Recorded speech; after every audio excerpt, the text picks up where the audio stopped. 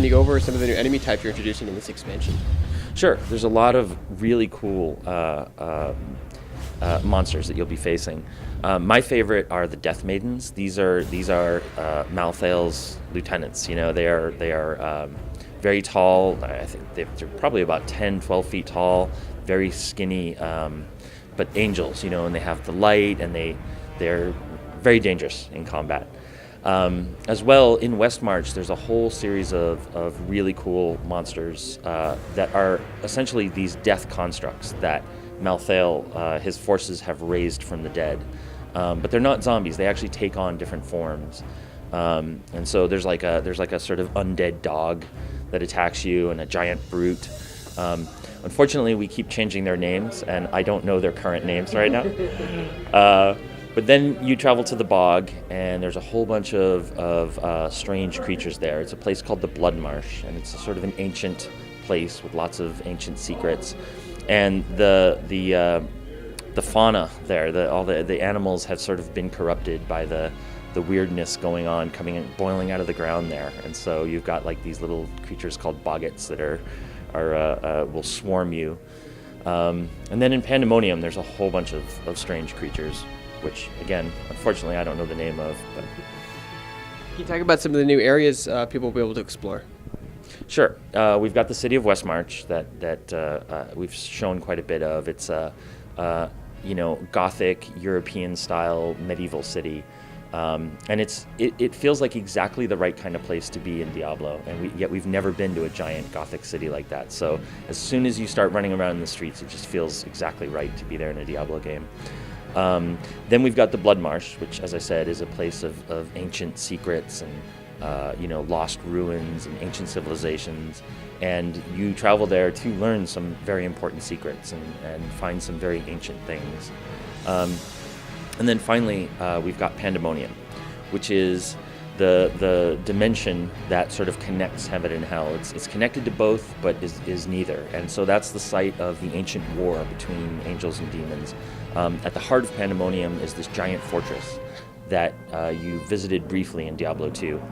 But this place has seen war for millennia, and so there's lots of strange creatures there that live on this kind of ancient battlefield, and it's a place where things change all the time, and it's just heavy with history.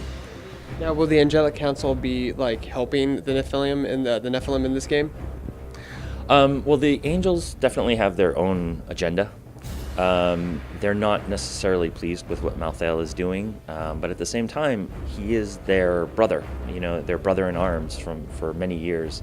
Whereas the humans are kind of this new upstart group, and so the angels are not all necessarily on humanity's side. But of course, Imperius was a very important character in Diablo 3. You encounter him a few times, and so you definitely will encounter Imperius again, and he'll have some very interesting opinions on events that he will not be shy about sharing. So talk about the Crusader class. How do you like to play that new class? Oh, well, the Crusader, again, as a mid-range melee, it offers a lot of variety. I really enjoy just wading into the thick of battle and getting surrounded by a bunch of melee opponents and kind of, blinding them and bashing them and hitting them. But what always happens is you end up having all of these ranged guys, like these, bunch of skeleton archers clustered off to the side, and the Crusader can bring down the fist of the heavens on them, Or even better, my favorite is Falling Sword, where the Crusader actually shoots up into the sky and comes back down, in a different part of the battlefield. And so I love to be surrounded by melee and then go up and come right back down in the middle of the archers and just watch them scatter, Now, will old classes in the game like the Wizard and Barbarian, will they get new runes to unlock? They're getting new powers. I'm not too sure about everything that they're getting though. And there'll be new abilities that they'll have access to, basically. Oh, for sure. Yeah, we're raising the level cap. So, what are you looking forward to most about people experiencing with the story? Oh, there's a lot of things. The thing I'm excited about the most is the villain, Malthael. Just the fact that we have an angel now who is the villain, and that he has a completely different vibe. Diablo is as a demon, he's very loud and sort of beats his chest, and Malthael is very still and very quiet and very like intellectual in his approach. So I think that really changes the feel of the entire game. It informs everything else. But another thing I'm kind of excited about with the story is that in Diablo 3, you had a group of followers and artisans, and you could go talk to them and learn about their backstory, but it was just conversation. Now we found a way for you talk to them and you learn a bit more about their backstories, but their stories actually move forward during the course of the game, and things happen, and you're actually able to go on some adventures with them and actually help their story move forward. So that's really exciting to me. And do you have a release date for Reaper of Souls yet?